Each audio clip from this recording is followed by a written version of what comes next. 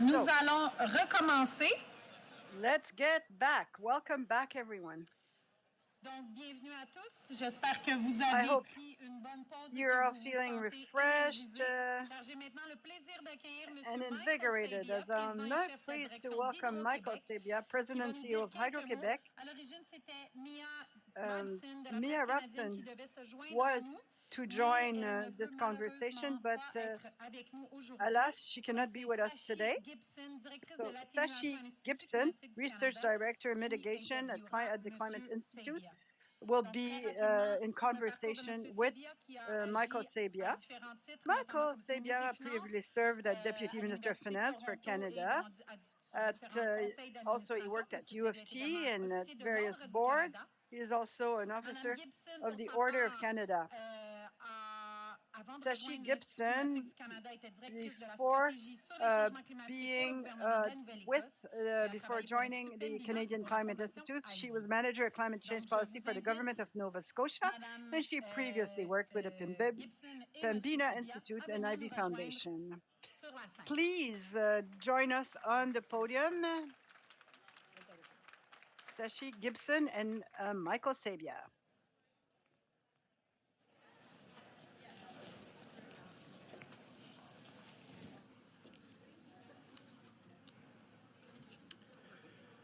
Donc, bonjour tout le monde et merci de votre invitation. Hello everyone. Thank you for your kind invitation.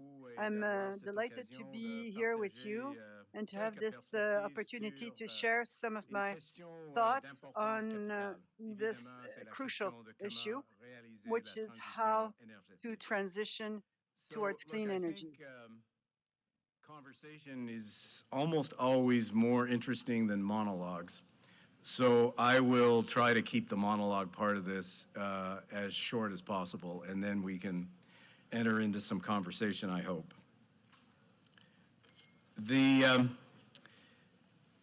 Look, over the last 10 years, we've certainly seen progress. Clean energy over the last while has represented something on the order of 50 to 55% of investments in energy systems, and that's certainly progress. It's more than double what it was a number of years ago. Est-ce que ça fonctionne? Oui, ça fonctionne. But notwithstanding that progress, which is material and important, 80% of the world's energy, as many of you know, is still based on fossil fuels. 80%, that's a big number.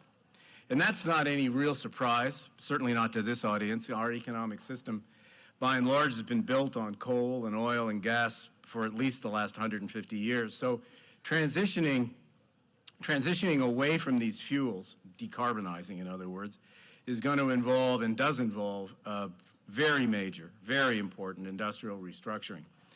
And indeed, I think if you add to that some of the broader changes that are going on technologically in the world today, I think overall, countries, certainly ours, very much looking at something that's closer to an industrial transformation, so a big challenge there. But clearly, decarbonization has to happen. It is going to happen, but it's also very difficult. The only real question, I think, is not whether it will happen, but whether or not it will happen in a relatively smooth way or not. And bluntly, good intentions are just not going to get the job done. What will get the job done is really steely-eyed determination and cool-eyed practicality. That's what gets the job done. Honestly, look at Paris. Lots of good intention and very little follow-through. So the focus today of my brief comments will be around really the importance of being realistic, of being practical, and about thinking differently and doing things differently. So when I think about that, determination and practicality and doing things differently, it looks to me at a high level that there are really three prerequisites to our success in moving along with decarbonization. Clearly, globally, we need a massive step up in the level of investment in the climate transition. I hope we'll be able to come back and talk about that from something on the order of about $1.5 trillion last year to something on the order of $4 trillion a year going forward. Now that's needed, and I think this is an important point, that's needed both to address the challenge of decarbonization, but it's also needed to seize the opportunity of building new industries that can ensure prosperity in a low-carbon world. That combination of decarbonization and prosperity, that, to me, is fundamental to successful thinking about how to get this job done.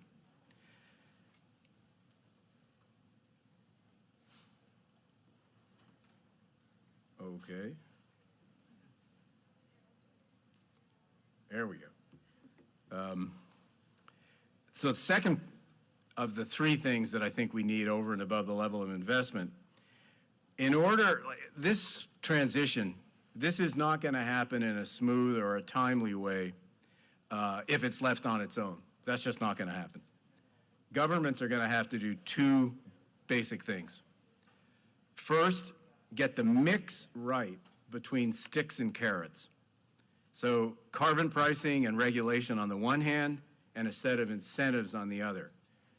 Policy programs that go too heavily on one and not on the other at the end of the day are not going to work successfully. And then the second thing that's required of governments is pretty straightforward but terribly important. Consistent, stable policy frameworks. Why? For the simple reason that uncertainty is the enemy of investment. And investment we need.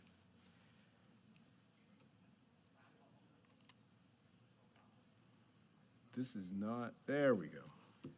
And then finally, the third thing, and this is really a high-level social challenge, is that collectively, as a society, as citizens on the one hand and consumers on the other, we're going to have to find a path between two competing forces that I think are more and more prevalent today.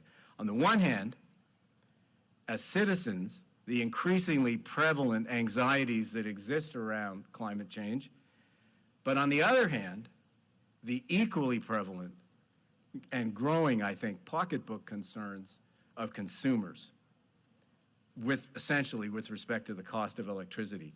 And getting that right, this issue between the desire to address climate change and the preoccupation with pocketbook issues, as we would say it at home, c'est la nerf de la guerre. Because if we don't get that right, then we won't get through this transition on time.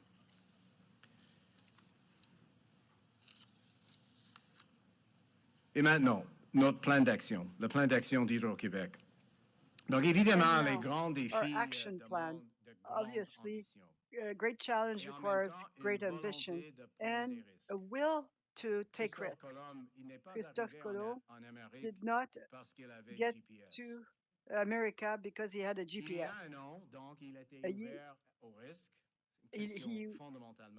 To be open to risk is fundamentally important. A year ago, Hydro-Québec published a plan up to 2035 to increase our energy capacity from 1/3 in 10 years, over 10 years. And we did not call this only a plan, but it's an action plan. And I emphasize the significance of the word action, because concrete, specific action is absolutely what we need.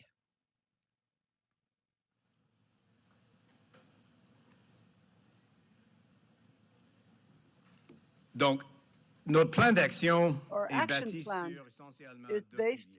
On two pillars. 1/3 of the new power that we will need will come from a better usage of energy. That's a significant challenge. To give you an idea, it means the power required to light the entire city of Montreal. Second component, we need to produce more, obviously. As far as wind power, 10,000 megawatts. So once again, it's an image. This means about 15 times the area of the island of Montreal. And also, we must add to the wind power an increase in hydro production of about 4,000 megawatts. Another image, this means 2.5 times more than the last dam we built, and much more quickly. To ensure transportation of this energy, we must build 5,000 kilometers of new lines. That means the distance between Toronto and to Calgary and back. Pour réaliser ce plan, to get this plan to its objective, we need about $150 to $180 billion in investment in the next 10 years. That means about 15 or 16 billion a year. That means an increase of 3 times the investment level we know now. This plan is one of the 5 more ambitious plans in the Western world. We have obviously some work to do. But just to remind you that our action plan will only reach us to 2035, and we will have realized only 30% of decarbonization, required decarbonization. So in the next 25 years after 2035, we will need again 15,000 new megawatts. So we are facing an immense challenge. And my goal here is not to discourage you, not at all, but to show the size of the challenge before us in order to gain our objective, to get to our zero emission goal. So we will need to be realistic, practical, and specific in our plans. Now, just before wrapping up, some of the hurdles, because same old, that's not going to deliver this plan. We need to think differently. We need to do things differently. We need to change internal processes. We need to innovate. We need to build new kinds of partnerships. So let's look quickly at some of these. First, supply chains. They're stretched because so many countries are doing the same thing at the same time. So prices are up. Since 2020, the increase in, just one example, the price of turbines and hydroelectric facilities are up 25%. And that's just one example. Lead times are a lot longer, as long as 6 to 7 years in order to get the transformers that we need. So what are we doing? We're trying to build new partnerships with suppliers. We're trying to do that differently.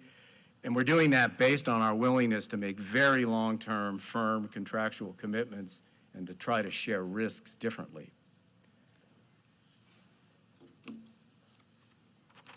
Second, labor supply, big issue. To deliver our plan, we need, on average, about 35,000 workers per year, electricians, carpenters, linemen, others.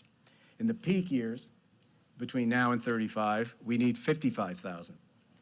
Give you a point of comparison, last year, we used 10,000, a huge ramp up. So we're doing things differently. We're opening up our own training facilities. We're working with union leaders to create pilot projects so that we have more flexibility. We're recruiting talent as far away as Morocco, and we're planning to go to Tunisia, France, and elsewhere. And if governments are serious about getting on with the challenge of climate change, which has these practical dimensions, these dimensions of execution, then we're also going to have to think about adjusting what we do in terms of immigration to make sure that we have the skills we need to navigate this transition.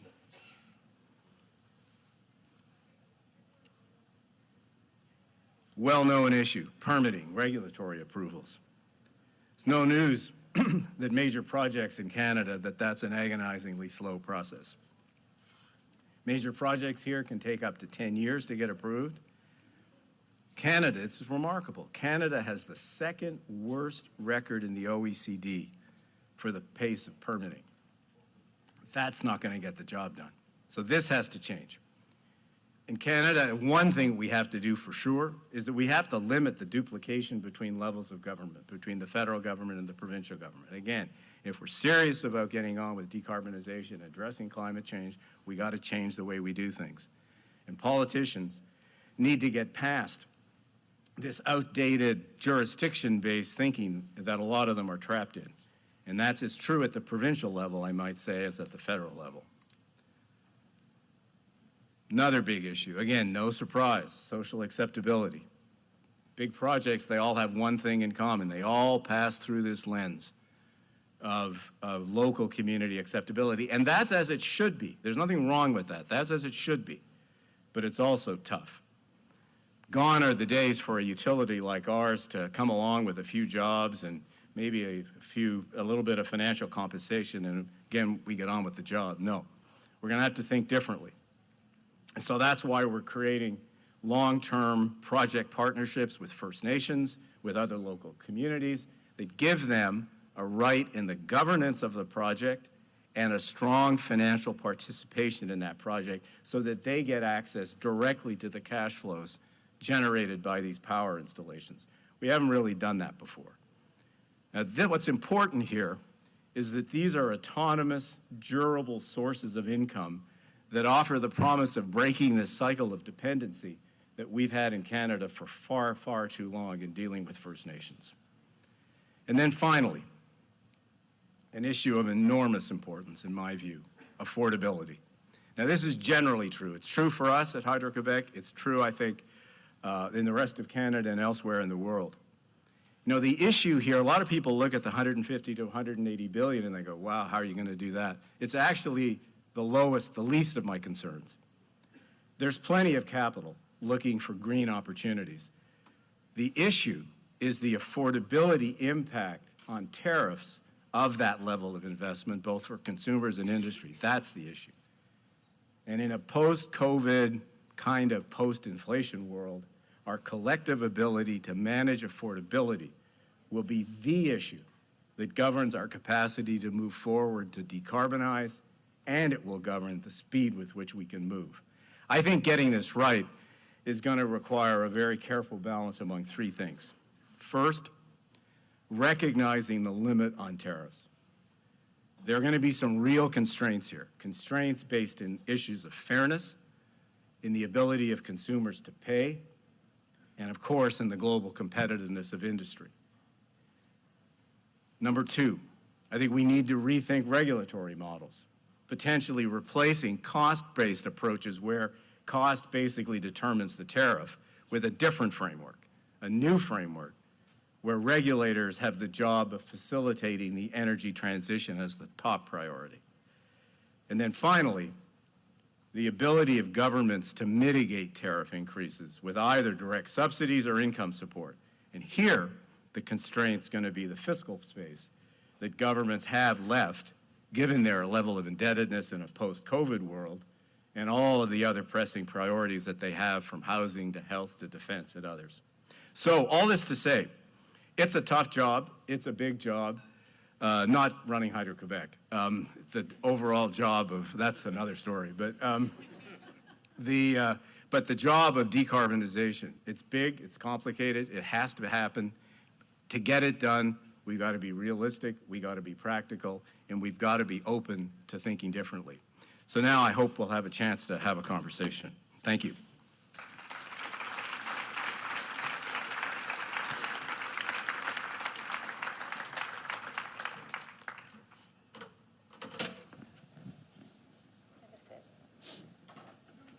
OK.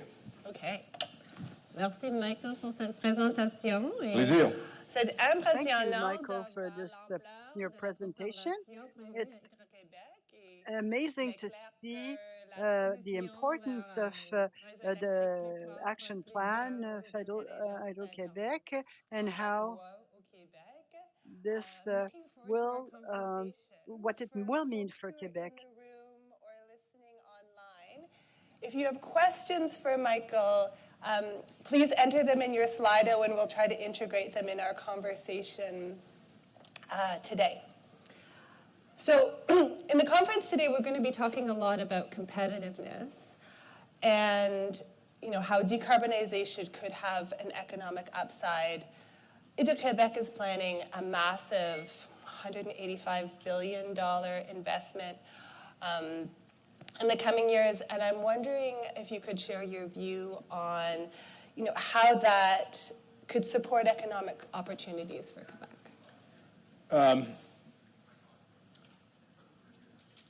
Well, one of the reasons why we're doing this, and I think one of the reasons why we're doing this is that we do believe that access to clean energy is going to be a determinant, not the only, but an important determinant of competitive advantage going forward in the world.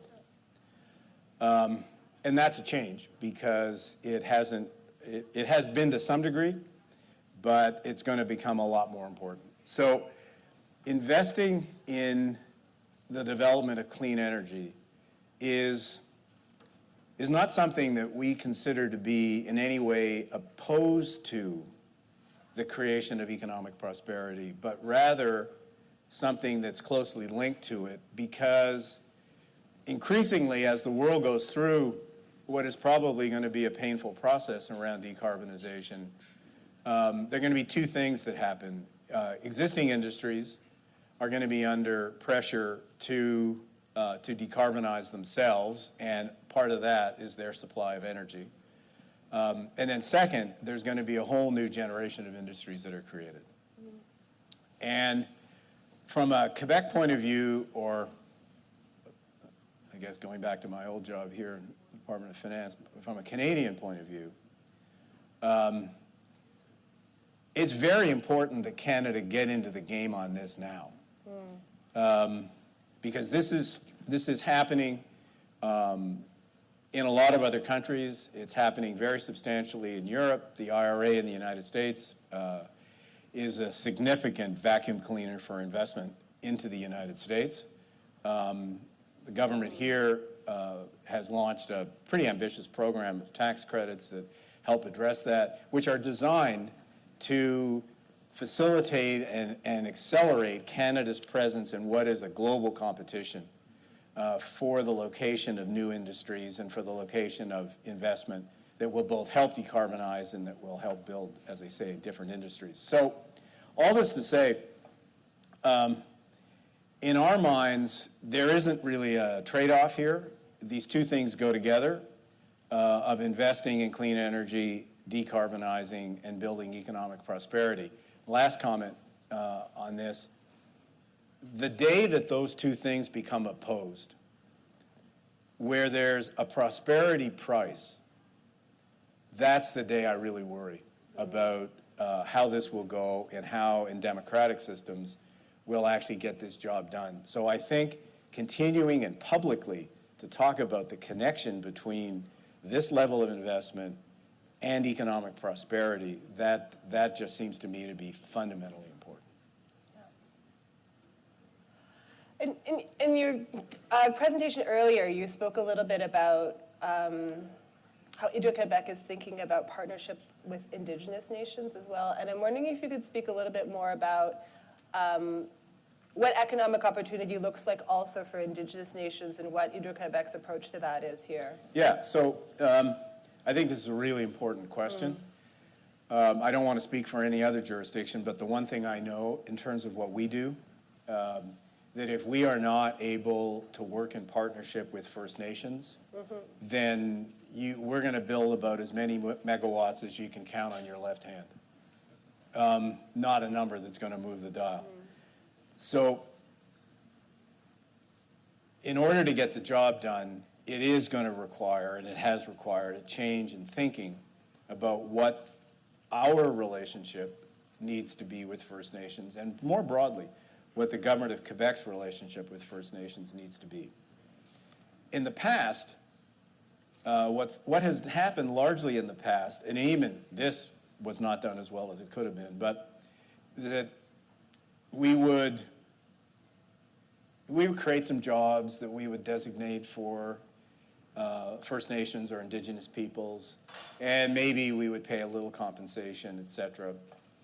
And then we would flood hundreds of kilometers of their territory. That's not going to work anymore. It's not right from a social justice point of view. It's also just not practical.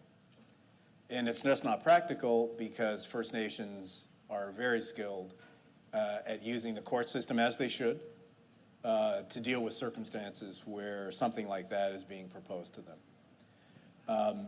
So that brings you to the idea of, okay, well then what's the architecture of this partnership? And our position is, and I'll admit that it's a significant change for a company like ours, is to say to a First Nation, say to a community, we will make you, we will offer you a partnership in a hydroelectric facility, a pump storage facility, a wind farm. We will work with you and you will have governance rights over how that happens and what is done. And you will have access to a stream of income that comes directly to you from that operation. We've done that. We announced a few months ago a very large commitment to a wind farm generally in the Saguenay region of Quebec, 3,000 megawatts. 50-50 between ourselves and a couple of First Nations, plus some local non-First Nations communities. So that's happening, and we're about to announce a few more. But the idea here is to use the energy transition itself as a way of creating sources of income, sources of wealth for First Nations to be able to invest that money consistent with their own priorities. And as I mentioned before, that has the potential, and we're not the only people doing it. This is happening elsewhere in Canada. It's happening, I think it's the future of resource development in Canada. It's happening in Western Canada. There's some great examples in British Columbia where this is starting to happen as well. So it's not like we're pioneers here, but we are trying to do this on a pretty large scale. But together, I think that does open, really, I think, a new chapter in the relationship between, let's say, Canada on the one hand and First Nations on the other. A very different set of relationships. I think a way better set of relationships than what we've had historically. But it's vital to our ability to go forward, to make the investments, to build clean energy with all the benefits that will have. Yeah, no, thank you for that. And I want to pick up on that a bit, that opportunity, we're talking today a lot about your experience at Quebec and the Quebec context, but that opportunity not necessarily just being limited to Quebec in terms of improving that relationship. And when we talk about electricity in Canada, we always know that every province, every territory is very different. But at the same time that we see Quebec have this major investment in growing the electricity system, we're seeing similar announcements coming from BC, Manitoba, Ontario. And I'm wondering if there's things that Quebec is learning that might be of interest to other provinces who are facing similar opportunities, similar challenges. Yeah, I think based on all the conversations that I've had with counterparts of mine elsewhere in the country, I think honestly, I don't think we have a lot to teach people. I think they're all pretty smart and they all are pretty savvy and understand that the nature of the world that they're getting into and what the issues are around supply chain, social acceptability, affordability, all the things that I mentioned.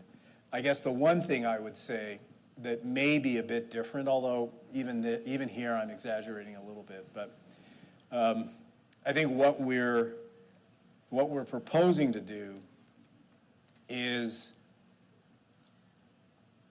maybe a little more ambitious than in some provinces, although that's not 100% true, because I can think of one or two where I think the level of ambition is pretty much similar.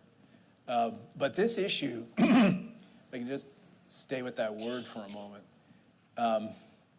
this issue of ambition this is, I think this is really important. And it's not something that happens all the time in Canada, although it certainly happens. But I think this is one of those circumstances, given the magnitude of the climate change issue, the magnitude of the decarbonization issue, the magnitude of the challenge of creating prosperity, of seizing that opportunity in a global competition. This does require us as a country to be pretty aggressive and to be willing to take risks. We're certainly taking risks with our plan. I mean, it's not easy for all the reasons that I laid out. And here or there, will we or may we stumble? I don't know, probably. Almost certainly, I would think, no matter how good our execution is. So, one of the things we're doing is we're building now insurance policies. We're finding new developments that we can engage in if one doesn't work, another one will. So we're trying to build more robustness into the plan. But we're not going to get where we need to go if we're not willing to lean out over our skis, take some risks. And as public utilities and risk, it's not like, they're not like the two natural cousins, those two things. So there's a cultural issue there inside of utilities and inside of provincial governments where we're going to have to be willing to take some risks, and here and there we're going to have to be willing to fail in the interest of picking ourselves up, learning, and going forward. Yeah. So at risk of piling on to the complexity of the challenge here, so at the Climate Institute, we often like to think about, we always try to think about decarbonization as happening at the same time as a changing climate. And I'm wondering, especially when you're doing these long-term plans, just how at Quebec you're thinking about climate adaptation as well as part of your investment planning. Yeah. So, very important question. So part of our plan that I didn't talk about in the interest of going on at excessive length is basically that issue. Our service quality today is nowhere near where it should be. We have far too many outages. I think that's the word in English. We call them PAN. Outages, yeah. Outages. And why do we have that? Well, for two reasons. First, we underinvested in the resilience of the network in the past. And two, we were underinvesting at a time when the climate was making it more important to be resilient because storms are more intense than they used to be. Thank God, let's say we don't live in Florida. Heart goes out to those people. But still, we have ice storms. We had a really big one a long time ago. And we have, as wind becomes more of a factor, the network itself becomes more vulnerable. So we're investing something on the order of about $40 billion over time to build a more robust network. Because people, we're at the end of the day, we're a service business. We're the people who are supposed to keep the lights on. So it's a good idea if when you turn the switch, the lights are on. And in order to do that, we've just got investing to do. So we are very conscious of the environment's just becoming a more challenging place. And therefore, we're becoming more vulnerable, and that doesn't work. People have a right to be able to turn the power on, and they should be able to light their homes and heat their homes. And businesses should have the ability to go through the productive process they do using electricity. So we have to be reliable. We can, on the one hand, say to people, we're going to electrify and you need to heat your home with electricity, and as an industry you need to get off gas or you need to get off oil and you need to use electricity, and then not be able to deliver the goods. So these things go together. And we've got to get so that issue of resilience is really important to the credibility of what we're proposing to do, and credibility matters. Yes, I want to pick up on that a little bit more too, that, that reliability in the face of electrification as well, of having both of those at the same time. That we've been talking a bunch today about a lot of the investments that Quebec is doing on the supply side of more wind power, more hydro, also investing in some of the resilience of wires as well. And I'm curious about how you also think about some of the demand side solutions of electrification and efficiency there, and just what role you see Quebec seeing as well in those demand side issues, and what other actors or other governments could be doing in order to make happen what needs to happen in that space as well. So another important question. So look, in a way, the best megawatt is the one you don't use. So we're very focused on this issue about not using too many megawatts. As I mentioned just very briefly, about a third of the plant, about 3,500 megawatts, is the result of work that we're going to do to encourage better consumption, more efficient consumption.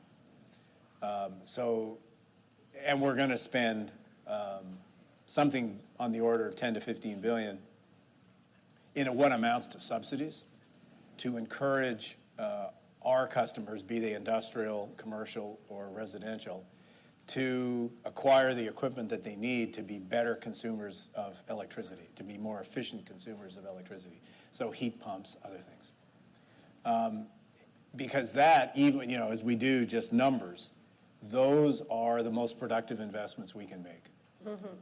Just the economic payoff of doing those as opposed to building hydro facilities, solar facilities, wind facilities, just the economics of that are just better.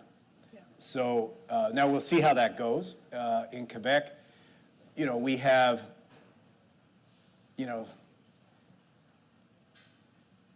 sometimes, if I can reverse the phrase, the silver lining comes with a cloud.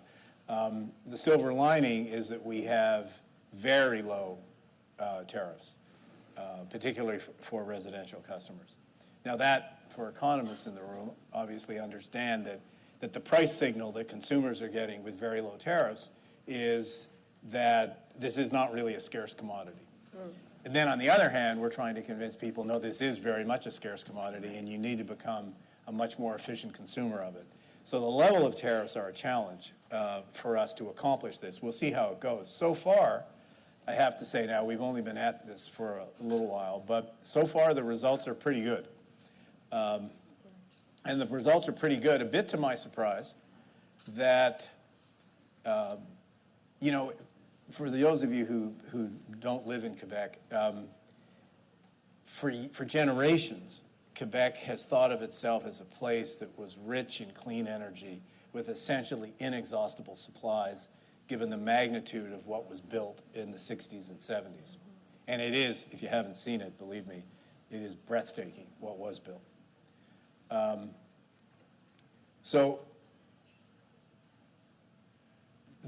What is interesting is that notwithstanding the fact that generations of Quebecers have lived in a world where that was a birthright of being a Quebecois or a Quebecoise, now the public perception of this has changed and changed quickly, much more quickly than I would have expected. There's now much more evidence of people very preoccupied by there isn't enough energy. There isn't enough clean energy. Do we have enough for the future? What's going to happen to our kids? And that change has happened in a very, very concentrated period of time. But that change is important because it opens the door, yes, to come back to your question, more effort around becoming efficient consumers. But it also, from a small p political point of view, creates an opportunity both for governments and for ourselves to go ahead and do the kinds of things that we need to get done in terms of expanding our production capability. So that change in public perception in the public environment is a very, very important thing that's underway. Interesting. So we have maybe just a couple more minutes, and we have folks in the room here and also joining us online who are really engaged in these issues as business leaders, as policymakers. And I'm wondering if there's anything, if there's one thing that folks could take away from your experience that you've shared today, or something that you would want to elaborate on in our last couple minutes together. Should I try to answer that question? A Slido question. Thank you, Slido friends. I'll read it for the folks, and then let's take this opportunity to take something from the audience. So then I'll come back to what you just said. I would love it if you would do both, Michael. So I'm letting them change the font. Okay, Hydro-Québec has a massive build-out planned, and you flagged labor needs. So the rest of Canada needs these workers too. Is Hydro-Québec engaged in discussions with other Canadian utilities or beyond to share the skilled labor required to meet the challenge of building out the power grid, and what might that look like? I would love to be a vacuum cleaner for labor across Canada. Because it's one of my biggest worries, where we find in the peak years 55,000 people given the 10,000 that we now use, not just our employees, but others, a big step up, as I said. So I would love to raid every jurisdiction across the country. But be calm, it's not going to happen. And the reason it's not going to happen presents a few other challenges for us. But all our work and all our work sites, everything's done in French. Okay. So if you know people across the country who happen to speak French and they want to move to somewhere in Quebec to help us, that'd be great.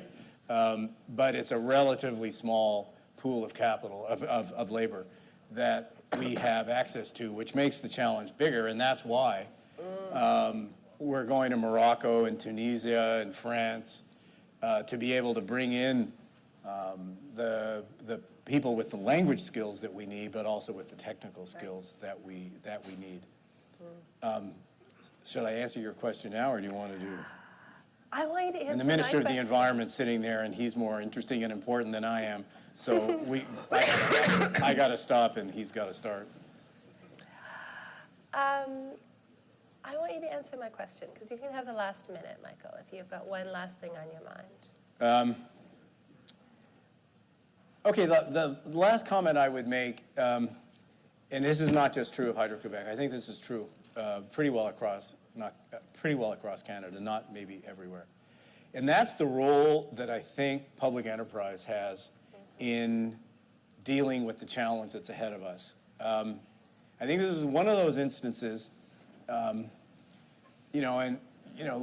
I'll quote Kamala Harris, and God, I hope she wins, but when she says, I'm a capitalist, well, me too. And I believe in markets, and I've done a lot of that in different places in my career. But I do think this is facing this issue of decarbonization, of climate change, I think there is a particularly important moment here for public enterprise. I say that for a few reasons. I won't belabor the point, but one, these projects that we're facing, I mean, these are very capital intensive, hugely costly, very long lead times, lots of risk, some of it exogenous risk, and those things, heavy upfront capital intensity, lead times, exogenous risk, these are not things where private capital works that easily. It works, but it works with a premium because it wants to be compensated for the level of risk. That's understandable, and that's the way private markets work. But in this circumstance, I think the flexibility that a public enterprise has to make those capital commitments, to live and manage with the risks, to be flexible about what happens with tariffs so that we don't get into an affordability crisis as a result of this, which I don't think we need to, and we're certainly not planning to in Quebec, that's for sure. That's a particularly important moment for public enterprises to play a role that public enterprises in a way in Canada have played in our history. Whether it was co-ops in the West or whatever, I mean, they're not exactly the same thing, but you'll get the idea. We've always been creative institutionally about matching the nature of the institution to the type of challenge we're facing. And I think this is another instance of that, where this is a moment for public enterprise, given the nature and the scale of what has to be accomplished here. But I really, you know, I was here pretty recently as a deputy minister, and I know when to shut up when there's an elected minister here, so I'm going to shut up now and just say thank you to all of you. Pleasure to be here. Merci de l'avoir dit. Thank you for being with us and sharing this moment with us today.